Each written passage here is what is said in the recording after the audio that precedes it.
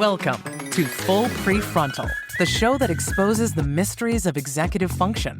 This podcast is a collection of conversations about the role of the prefrontal cortex, which impacts your focus, planning, problem-solving, emotional balance, and independence.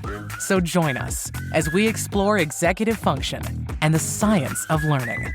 And now, here's your host, the founder of EXQ, Sucheta Kamath. Welcome back to Full Prefrontal, Exposing the Mysteries of Executive Function. I'm your host, Sucheta Kamath.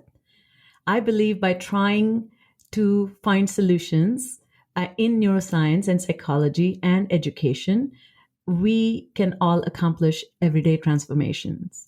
And these transformations is what allows us to grow personally and collectively.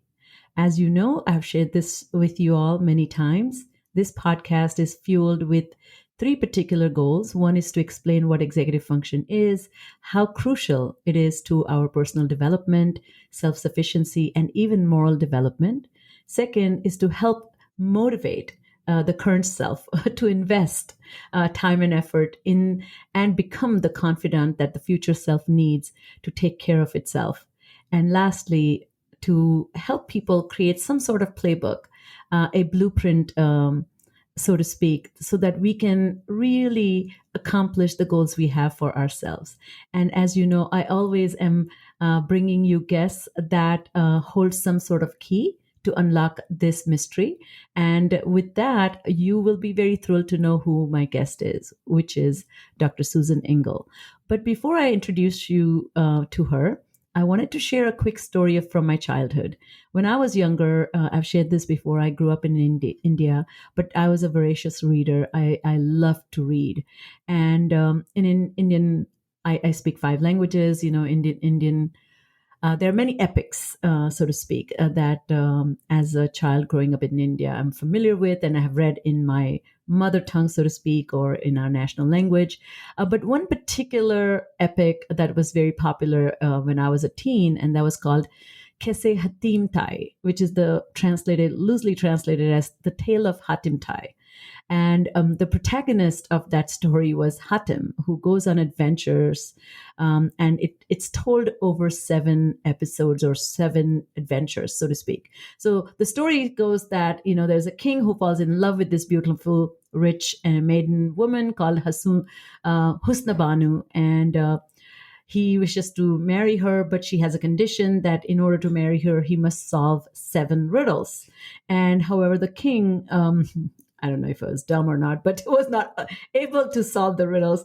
So he reaches out to this very generous man, Hatim Tai, who undertakes the quest to find answers to these 7 questions. And these 7 questions, the search for these, and these are very big questions, questions such as, do no evil. If you do, such shall you meet with. The second question is, what I saw once, I long for a second time. So the reason I'm telling you this story is this was one of my first distinct memories of getting introduced to ideas of creative ways of thinking about the world and mysteries in the world and exploring minds of others. How people live lives that you do not have access to is one of the things that the books did for me. And this part is probably one of the reasons of why I find that everyday life for me is full of creativity, inquisitiveness, curiosity, and a self-created adventure. So with that in mind, my guest today is Dr. Susan Engel. She's a senior lecturer in psychology and founding director of the program in teaching at Williams College. She's a co-founder of an experimental school in New York State, where she was the educational advisor for 18 years. Her research interests include the development of narrative, curiosity, and invention. Her current research examines how children pursue ideas. Her scholarly work has appeared in journals such as Cognitive Development, Harvard Educational Review, and the American Educational Research Journal. She's highly accomplished, amazing human you will get to know soon. But you can also find a lot of her writing in New York Times, Bloomberg Review, View, The Nation, The Atlantic Monthly, Salon, etc., etc. She has written multiple books. 3 of my favorite books. But the book we will concentrate on today is going to be talking about the curiosity and how the book we'll be talking about the intellectual lives of children. So with that, welcome to the podcast, Susan. How are you today? I'm fine, and thank you so much for that nice introduction. I love the story about your childhood. Oh, thank you. Book you read, yeah. Your book actually got me thinking about what were the influential questions I was thinking about at that age. I mean, this is a little bit later, and my mom lives with me, so I did ask her what kind of questions I asked of her. Oh. And also, you write about a little bit, maybe you can share with our audience about your childhood, how you grew up, and the freedom you had to bike to a local store and just explore and navigate relationship. I had a similar experience, but a lot of my creative endeavors were related to cooking and observing cooking as a culture. So one quick example, I've talked about this a lot, and people might think I'm a freak, but when I was, I was growing up in India, and we have something called papadums. I don't know if you know what papadums are, right? These are very dry. Yes. So, but you make them over the summer, and it takes whole summer to dry them. Wow. And then you store them, and then you use it throughout the year. And one of the jobs that children are designated to do is to watch the papadums like a hawk, watch them dry. It is as boring and annoying as watching paint dry. But this happens during the summer over the rooftop in the hottest sun possible. And you need the papadums to have the exposure to sun, but you need to be in the shade, but there's no shade. So this leads to a lot of chaos and amazing fun games that you play. So my brothers and I, we used to do a lot of sitting and idle game playing. So I was just wondering, this particular experience I vividly related to your question about the intellectual lives of children. One thing is so interesting that, parents and teachers miss to view children as thinkers and someone whose mind is pondering about life. And you talk a lot about that. I think people often view children as someone with a blank slate or an empty jar needing to be filled. Yeah. Like a hands working on but the brain is rather hands working with a Play-Doh. So tell us how you conceptualize creativity in children or the thinking minds of children. Right. Okay. So I was going to say right away, I actually, in my work, don't focus much on creativity. And there's a reason why I don't. It's because that word tends to be used in our culture to describe people as if you are creative or you're not. And in schools, it tends to be relegated to certain activities, art or theater or free time. And to me, the dual processes of curiosity or inquiry and invention, putting things together, solving problems, they shouldn't be relegated to art time or free time. It's not as if some people have that capacity and other people don't, certainly not in childhood. So I like to stick to the words inquiry and invention because those are active processes that anybody can engage in.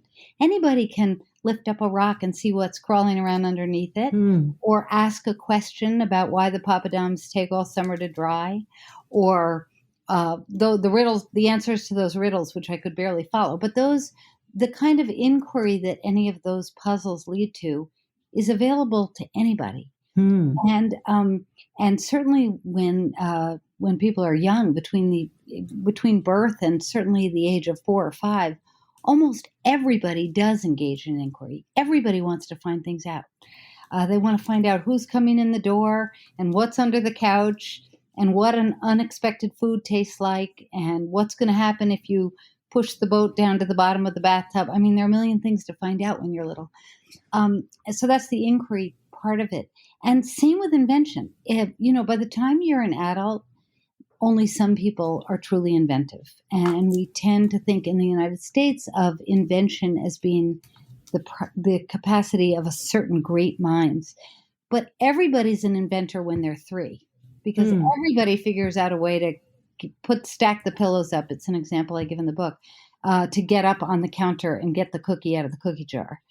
And every 3-year-old invents a game. You were talking about the games you created with your brothers. Every 3 and 4-year-old invents games, how to throw the stones so that they, make a funny noise, and who's going to be this superhero and who's going to be the villain.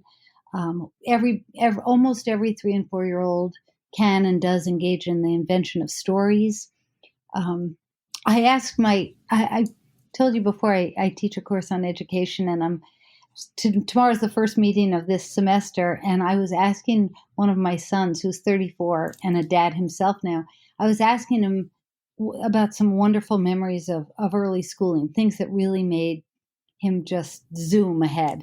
And he said the milk carton, what did he say? The milk carton popping contest we had every Friday. Well, I never heard about that. In third grade, they drank their milk out of the little cartons, and then they all smashed on them to see who could pop it the loudest. Oh, so cute. Then it was really cute. And then he paused. He said, and then after that, we went in and we got out all the milk crates and we built forts with them. And I loved building those forts. Well, building forts is a great example of a process of invention that almost every child engages in, no matter what materials or objects they have around them. So that's long-winded answer. But, let me end that by just to go back to your question. That all ties together to say that, children do have very rich intellectual lives, and grown-ups tend not to notice all the buzzing, sort of lively thinking that's going on.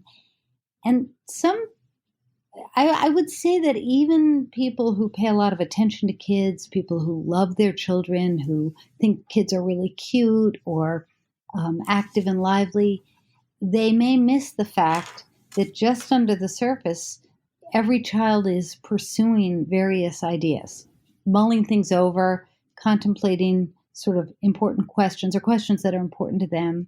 And they're not always obvious questions. And the process of pursuing those questions is not always apparent to the casual glance. So many important things you said that totally reverberate with me. I think first, I'm so happy to know the distinction that you put out right away, which is the distinction between this creativity versus curiosity, inquiry, and invention. Yeah. I do think that I cannot tell you how many times I hear adults say so emphatically that they are not creative. And exactly. One, not only it's wrong way of framing your life's experience, but two, I think to me, every single aspect of living a fulfilling life requires you to solve a problem. Exactly. And you have to be inventive and creative, and you need to have a sense of inquiry about it. Look, I would say this, every child inquires and invents, but not every older person does. Absolutely. So it's not as because if we were all inventive and solving problems in ingenious and in ingenious ways all the time, there would be no need really to study this or understand it. It would be great. We do it.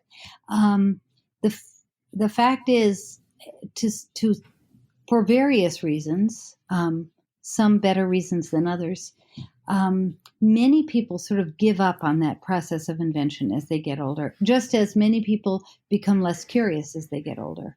Every 2-year-old is curious. Virtually every typically developing 2-year-old is curious. Let's limit it to that. But not every 18-year-old is curious, and certainly not every 30-year-old is curious. And I just invite anybody listening to go into a room full of people, it could be your family, it could be your colleagues, and listen to who is really asking questions, probing, daring to not know something out loud. There are plenty of people who have lost that capacity by the time they grow up. So and that's not inevitable. That's not, it's not as if we're all, some things, like I'm just not as physically energetic as when I was young. And that's inevitable, I think, for most people. Not my mom. She's 97. She's very energetic. But for most of us, that's inevitable, that kind of development. But losing your energy and interest and capacity to inquire, invent, and invent those, that's not an inevitable loss. That has to do to some degree with our educational system. And with that in mind, I think the biggest curious person I have known all my life is my mom, just like That's yours. nice. And not only she is incredibly curious, she's 79 and she lives with me, but she's incredibly inventive, or she inquires her world. And I'll give you a quick example. When we were growing up, we lived in a neighborhood where we had a swimming pool. But my mother grew up in a very rural part, comes from a very modest or poor family, and she learned to swim in a river. So she would take all three of us to the river, and she would, now mind you, this is a woman who wears sari, so she's not wearing bathing suit or anything. She would take a tin can, a large tin can, seal it, and then she would poke holes on each side, put a rope through it, tie it around her, and jump from a very high rock into the river. Oh my God, that's the greatest story. And she would jump, and then we would follow suit. And so she created, for my younger brother who was younger, a smaller can. And so just to watch her invent this little, gadget for swimming, a floaty, basically. That's a fantastic story. Yeah. And so then you take like everything around the house, one of the big things in India, at least, I don't know if you follow some, I'll find out and send you a video, but, living in a frugal and modest way and being really mindful of your resources is a big thing for Indian families who are living together. So you take a toothpaste, okay? And when the toothpaste is about to be over, but not fully over, there would be 100,000 ways to squeeze out the last bit of toothpaste, right? Very great. Isn't that like amazing inventive ways? The thing that's great story. The thing that's so interesting about that is that it's true. It's this old cliche that necessity is the mother of invention. I once wrote a piece for a magazine, I think made in England, called Eon, and I think I called the article "Invention's Other Mother." And it's because I was talking about curiosity being the other mother. I love that. It's because necessity is can be one spur to invention, like with your mom and the floaties. But a lot of people might need a solution and they don't feel mentally flexible enough or with enough mental resources to come up with the solution. So necessity is one part of it, but so is a kind of a sense, part of it is a sense that you can. So for whatever reason, your mom felt that she could solve problems. And, I see this at the college level all the time. I work with the brightest students in the world. I mean, I adore them, and they're incredibly smart. And they tend to have done very well in high school, or they wouldn't be at Williams. But not all of them feel they're good at learning other people's ideas, but they don't all feel that they can come up with their own. And it's true that when you get to it's one thing to invent a game or a fort or a way to pop the milk carton. Once your inventions are intellectual, once you're developing ideas, it takes, a lot of work. It's not a one-off. It's not like an idea pops into your head and that's the end of it. If you look at a book I love by Michael Lewis called The Undoing Project. I love that book. Yes. Yeah, such a great book about Kahneman and Tversky's development of their research as social psychologists. It took them years and endless tinkering and research and conversations to come up with the idea they had. Or to use an example from my newest book, Anthony Greenwald, who developed the idea of unconscious bias and the use of the IAT, the implicit what is it called? Implicit association test to measure people's unconscious bias.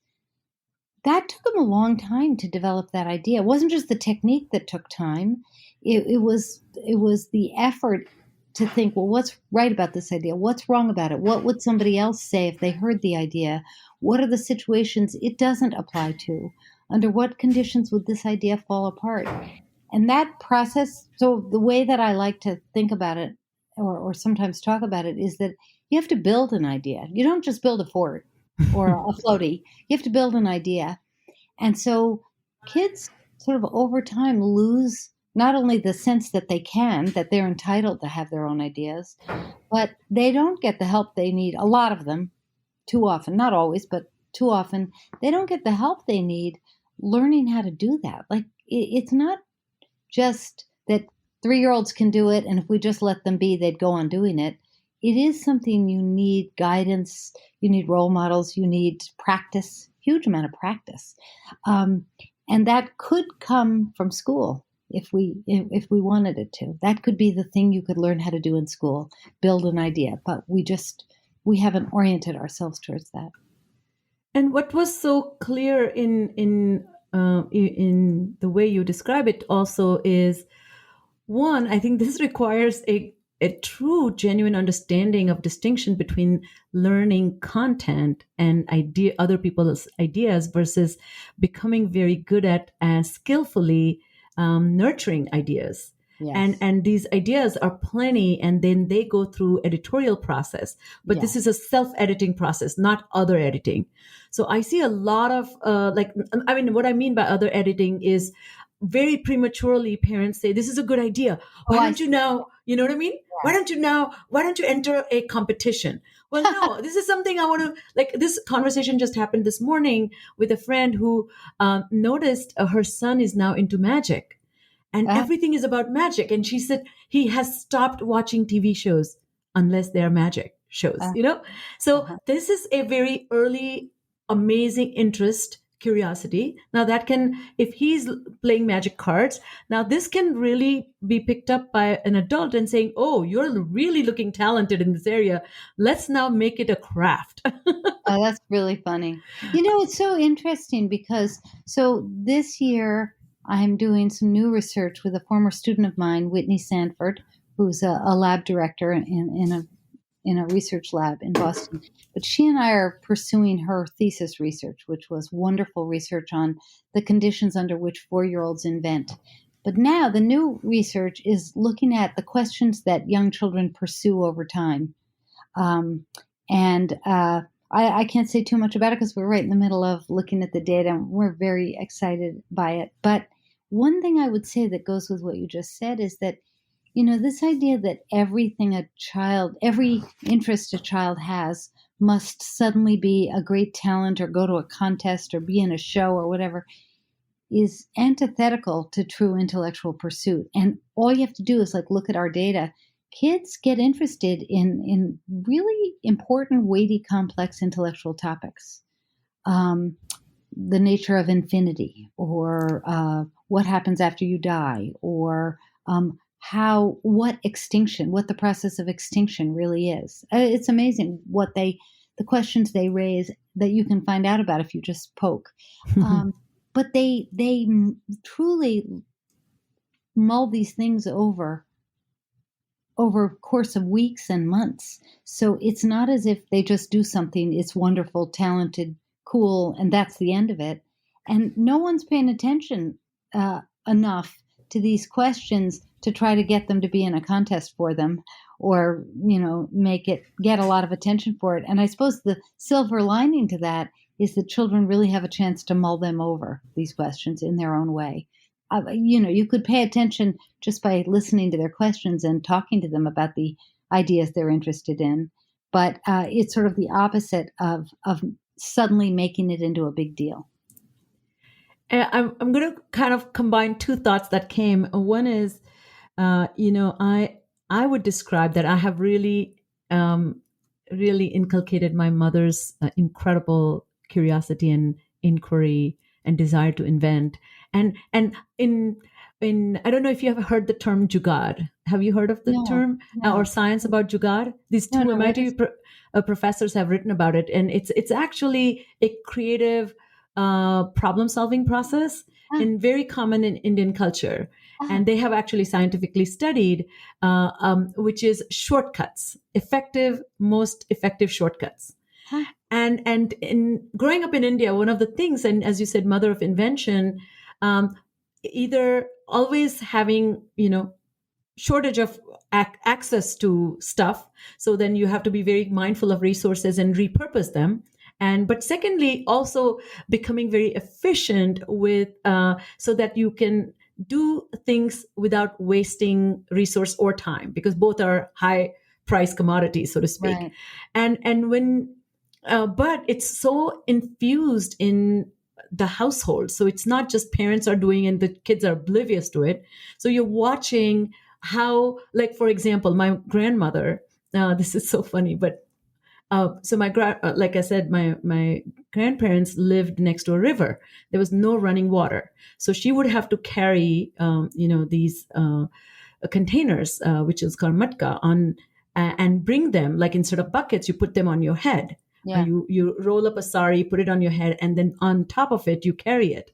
It's a very common thing, and I've seen my grandmother do it when we were younger.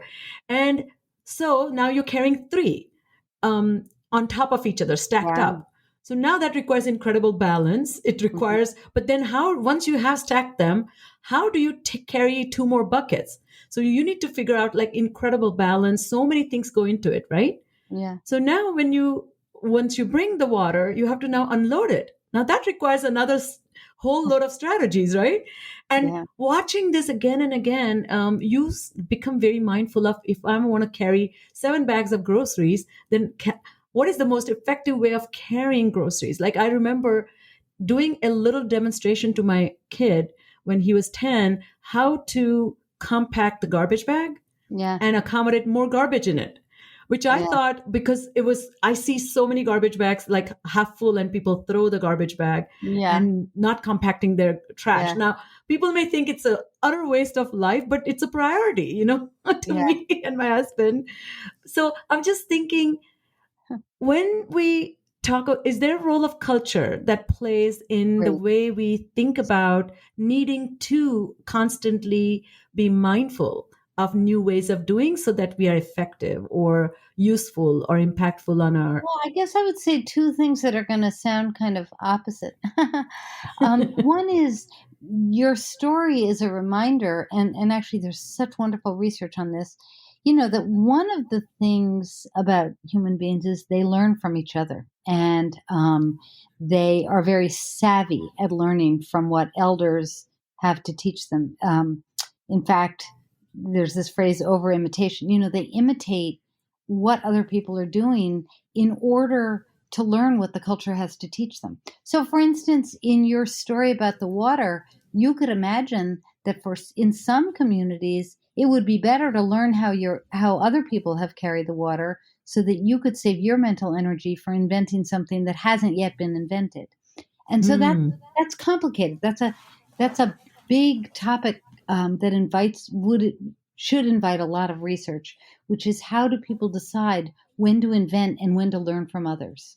And the reason it's so interesting is, of course, you can't invent without having a lot of knowledge. You talked about this earlier in our conversation. Too often, at least in U.S. conversations about education, you hear this false sort of polarization. You either have to learn facts, or you can just think your own thoughts and be creative and come up with things. And I hate that way of framing it, because no one ever invented anything if they didn't already have some facts. Most inventions, certainly when we're talking about the invention of an idea, require the input of a lot of people. There's not a scientist working today who isn't building their scientific work on the shoulders of previous scientific work. So we're always learning from others. And I suppose you could frame this a little differently. You could say one of the cool questions to ask is, how do kids learn when they should learn from others and when they should try to come up with something of their own? Oh, brilliant. Yeah. And so when you ask about the cultural piece, one part has to do with learning information and skills from other people so that you can invent, and so that you can decide when invention is the right way to go. But there's another piece, I think, that was more where you were actually going with it, which is the culture of invention itself. And you're talking about households, your household, for instance, where people valued the process of coming up with a better way of doing something. I would push that even further, because mostly I'd push it this way because this is what I'm interested in my research. I'm very interested in the culture of valuing ideas.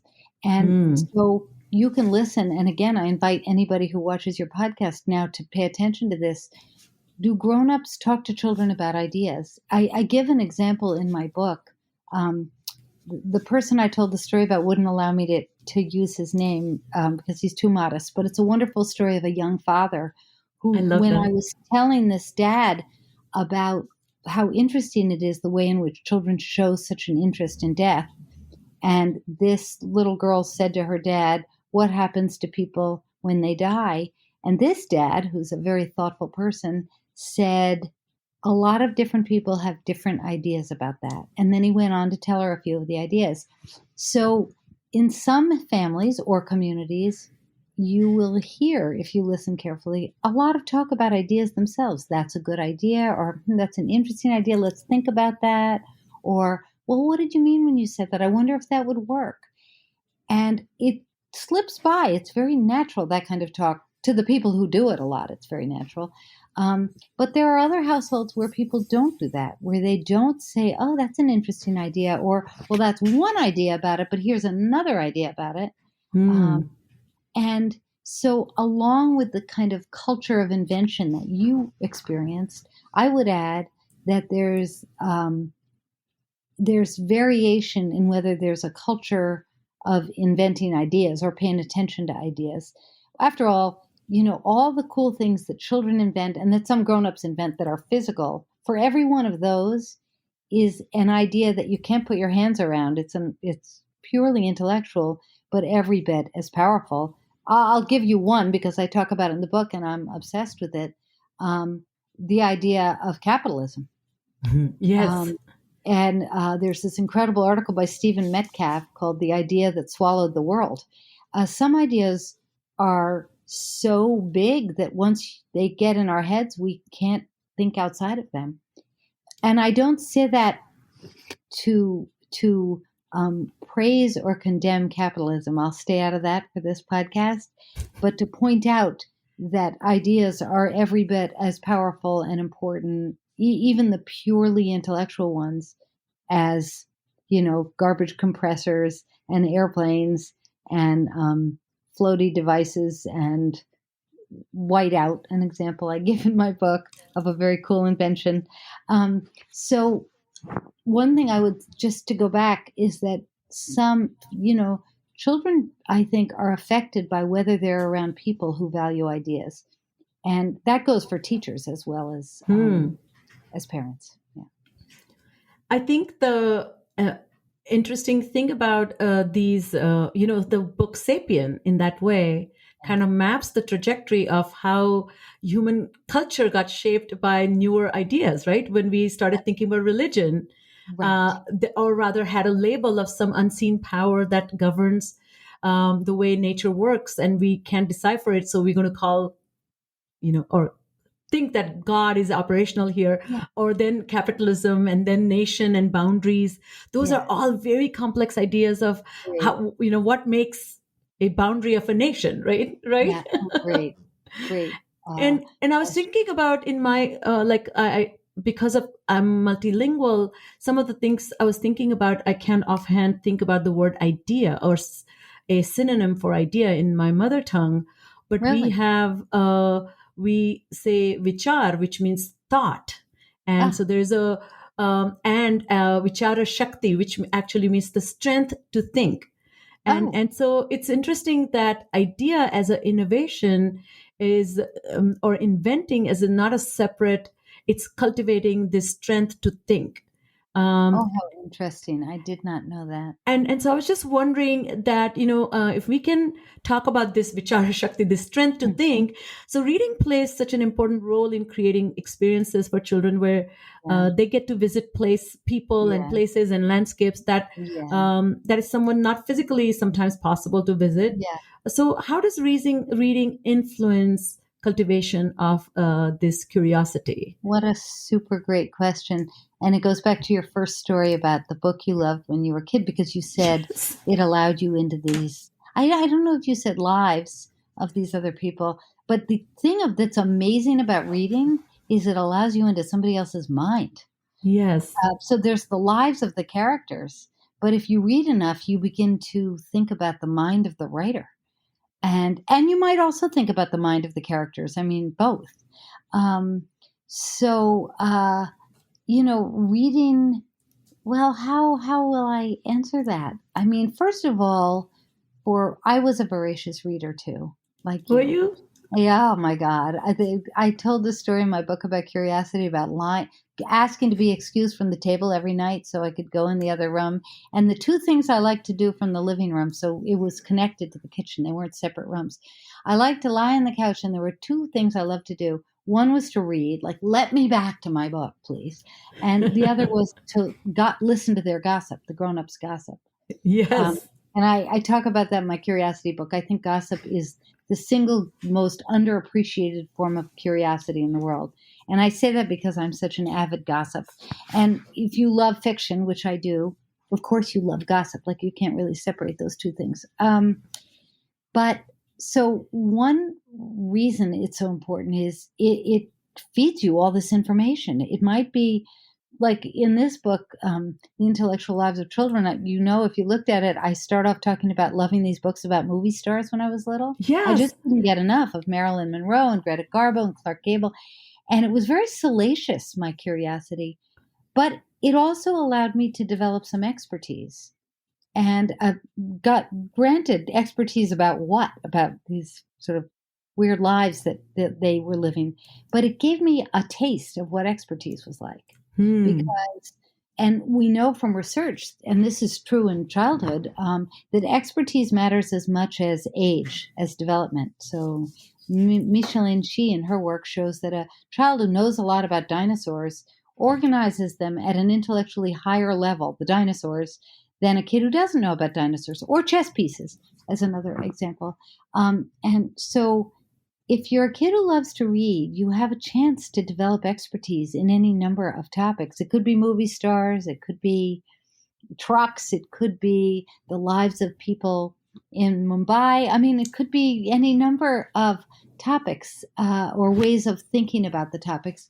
So that's one thing. Of course, there is research that suggests that the process of reading allows you to engage in a certain kind of analytic thought that you can't get without reading. And so literacy confers a lot of intellectual benefits on people. But even if you don't get that far in thinking about it, if one doesn't, the stuff you get through reading is food for a hungry mind.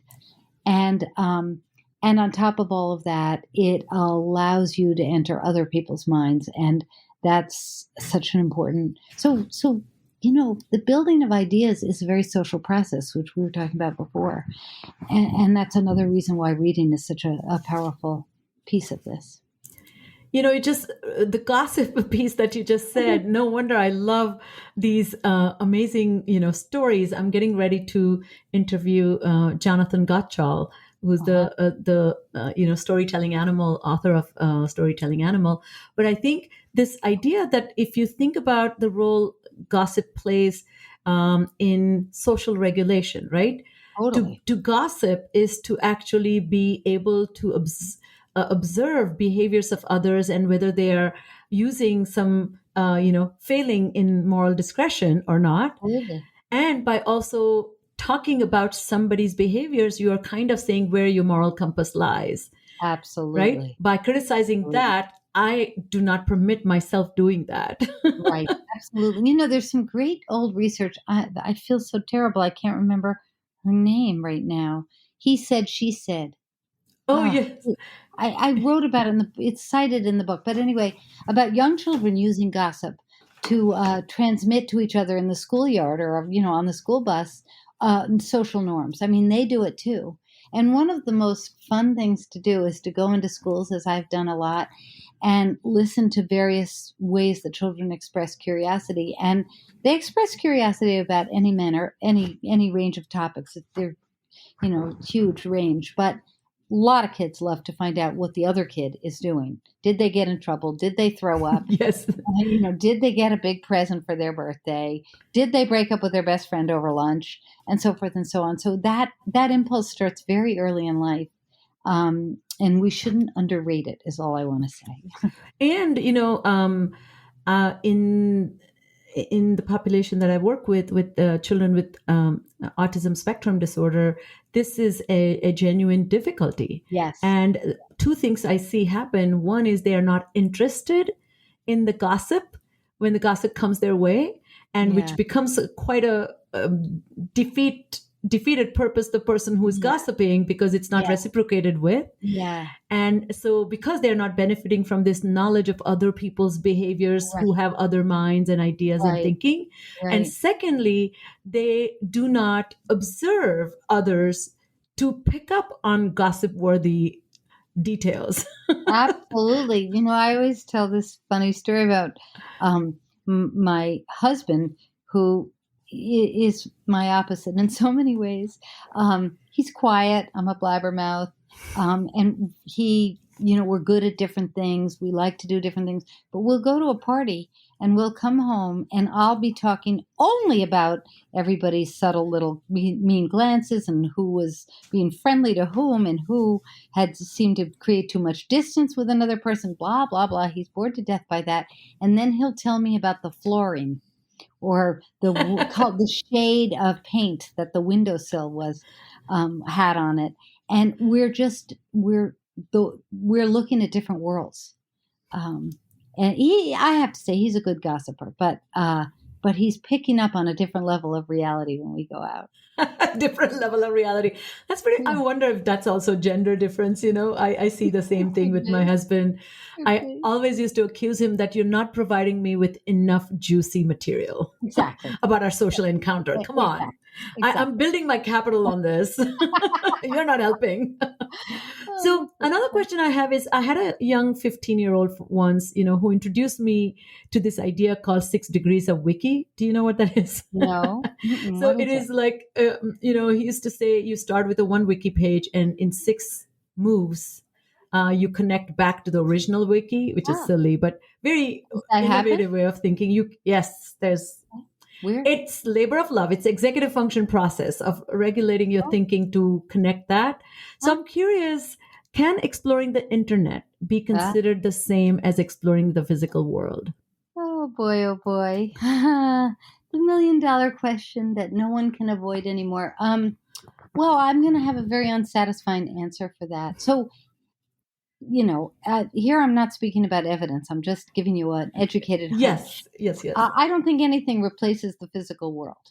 I agree with you. Certainly when you're young. I mean, I have 2 grandchildren who are one's 2 and one's 2.5, and nothing can replace the physical world when you're young. I don't think anything can replace the physical world when you're 62, my age either. But I also think, well, I think 2 things. I wouldn't be too disparaging of the internet, because I do think it is a way to satisfy your curiosity. I think that story about Wiki is interesting because actually there's some very cool marketing research, actually, but I think they were psychologists working in a marketing department about the way in which people go online. And some people are hunters and other people there's another word for it, like grazers or gatherers. Really? I mean, I know the phrase is gathering, but in that context, I don't know if it's grazing or gathering. And so the hunter, I'm a bit of a hunter. I get a question in my mind, I got to stick with it. And I go deeper and deeper, but I've got to get the answer to my original question. Other people graze. They go from one topic to another. And, oh, look, Henry VIII was married to Queen Elizabeth. Oh, now I want to know about Queen Elizabeth. Oh, now I want to know about the Tudor, whatever. And I have no opinion on which is better. I don't think anybody knows, but they both are ways to satisfy curiosity. And so I don't know that that's bad. I don't think we have enough evidence yet to know if it's bad or good. I will say 2 more things about that. One is, very often, and I'm guilty of this as well, you go online and you're not actually satisfying either kind of curiosity, the hunting kind or the gathering kind. you're just kind of, it's sort of like giving yourself little tastes of sugar or something. It's just, it's very distracting. It's very quick. It's very superficial. By the time I'm done doing it, I've forgotten what the first thing was I looked at. I don't think that's too good for kids. And I think there's some evidence that it's not too good for kids. That's a different process. But to end that question or that answer on a better note, the thing about curiosity is, like appetite itself, it has to be fed to continue. If you don't eat long enough, you lose your appetite. And the only time it's really good to feel hungry is when you know you're going to eat. And the same is true of curiosity. It's good to have your curiosity fed. And some of the time, the internet is a great way for kids to do that. They really want to know something. And how cool that they can find it out. No adult can give them the answer. It's something that they can't learn through physical experience. It's something about the past or something about the invisible world of unseen things. And it's better to feed your curiosity at least some of the time, or it withers up and dries, just like actual appetite. So that's a kind of wishy-washy answer, because I don't think we know yet. And finally, I'll just say, whatever the answer is, it's not going away. The internet's not going away. So true. If there are ways to get kids to engage with it that are good, great. I hope we learn those ways. But it's not as if children are going to grow up without the internet starting now. I think, what's so interesting about that, which I really appreciate your answer about that, the relationship of curiosity needing to be fed for it to build on itself, because then you will go either deep or high, whichever way you want to conceptualize. Yeah. But I do think if you, the other piece that you often talk about is this curiosity, inquiry, and invention. I don't know if that may lead to invention necessarily, because I think one thing I feel in my work, particularly since I work exclusively with children who are more distracted and executively dysfunctional, I find that the invention requires you to pause, step back, and connect all the things that you have inquired about or have understood. And I feel there's not enough time left, or they don't afford that time. So then now they are completely in the consumption mode. Yeah. That's where invention doesn't happen. Invention is really creating something when you're doing nothing. I mean, I'm sure you're right, and it's a super interesting thing to think about. But I suppose the point is there are different ways to use a computer, right? One way is this empty, awful thing I do sometimes where you just browse. I don't know what I'm browsing, handbags or something, or, like I said, tutor history. I don't know, whatever it is, it's kind of, but on the other hand, kids also can, my former students and I are collaborating on a new project that involves getting kids to create comic strips. There are all kinds of ways that kids invent and build things and make things online. Now, maybe that's something, maybe there are researchers looking at this already, or teachers who are thinking about this in their classroom, steering children towards more active ways of engaging with it, with the computer. I imagine that would be a good thing. But, when you read, you're just lying there. It's your mind that's active, not your body. So I suppose that's the question. What can we do to make sure that when kids are online, it's active, if not physically, at least certainly intellectually? Yeah. Well, this is, again, I can have ongoing conversations with you for hours. I do want to be mindful of our time. So I do want to ask you this again. I think, I don't know if this is the last question or not, but what is it then that we can do to support the intellectual growth of our children? And what can adults do to actually pick up on this intellectual growth that is a lifelong intellectual growth? Great question. The question of my life. Well, a couple of things. Adults who are intellectually alive tend to encourage it in children. I mean, if they like children. If you don't like kids, you're not going to do that. I But know. You should love children. yeah, well, if you do, you do. If you don't, you don't. But for people who like kids, being intellectually alive is the best thing you can do because, like so many things, like being a reader, like being a language user, like being kind, like being ethical, these things rub off on the children that you spend time with. And that's true whether you're a parent or a teacher. I Teachers agree. have a huge influence, not only in what they do, but who they are as people. So read, talk, be interested in things. Show how much you love not knowing something that you're then going to know. Oh, I love Uh, that. and show them the pleasure of expecting to know something new or changing your mind. One thing, I don't know who listens or watches your podcast. One thing I always warn against is certain kinds of parents who are eager to improve their child in every single way hear this kind of conversation and they think of the new lessons they're going to engage with their Yes. children with. I'm going to talk about an idea every night at dinner. I'm going to use the word idea 6 times a day. Don't do that, please. Don't make this into a chore. Here's what I would end with. Most children, most typically developing children, are born loving to use their minds. Oh, It's what they live for, to think about things, to ask about things, to solve problems. It doesn't have to be taught to them. It's what they want to do. So if you remember that, then you can, rather than imposing something new on them, a new skill, a new accomplishment, a new thing to get good at, you can remember that can be the greatest pleasure in life. To sit around, do nothing, talk about ideas, listen to one another, mull things over, imagine new realities, and it'll be way more fun for you and your child, or you and your student, if you think about it in that way. And I would just end by saying, and periodically, just listen, just observe, so that you have a better sense of what your kid is thinking about. I'll stop there. I love that. You remind me of our sage, Mr. Rogers.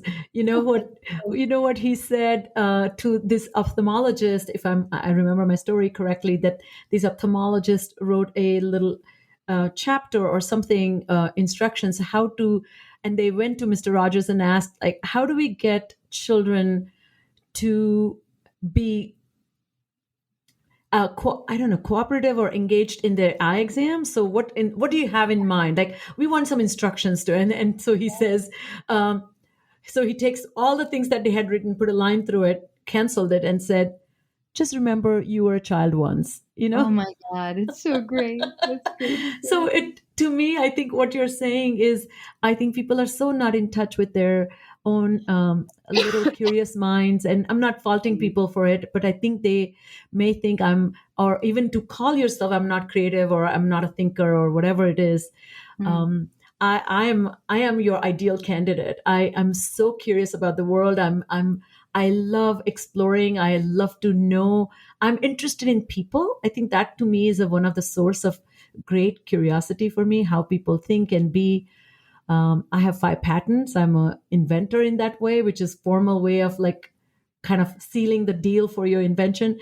But as we end, I do want to ask you about your own innovative thinking. I see your research is very creative, the way you investigate how children think creatively. How do you see that influence your personal life? Oh, what a great question. And no one's ever asked me that question. Oh, I'm so happy. Yes. Well, like you, I'm very obsessed with cooking.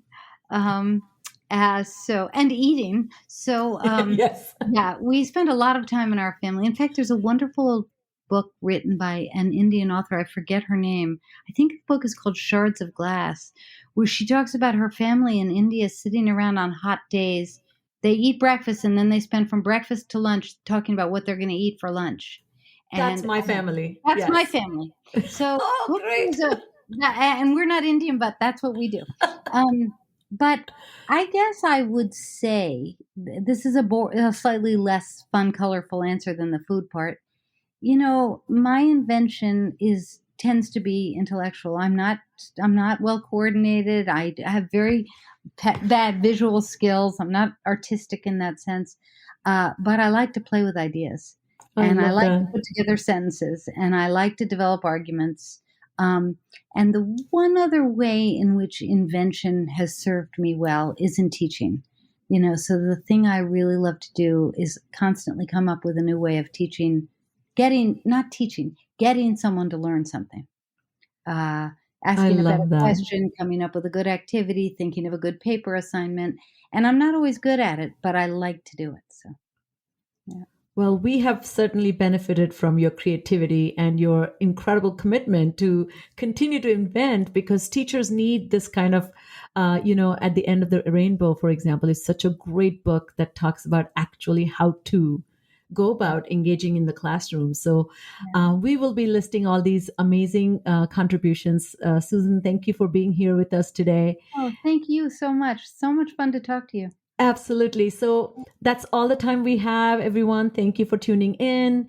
And as you can see, these are important conversations for us to have, particularly with knowledgeable, incredibly qualified, and highly passionate experts with their unique perspective. And so continue to tune in, share this if you like it, and leave us a comment. You can always reach out to me by email. And thanks again for tuning in. Until then, have fun. Thank you for listening to Full Prefrontal, exposing the mysteries of executive function. To contact your host, Sucheta Kamath, and learn more about her work on improving executive function, visit her website at exqinfiniteknowhow.com. That's www.exqinfiniteknowhow.com. Tune in next week for another informative episode of Full Prefrontal, hosted by the founder of EXQ, Sucheta Kamath.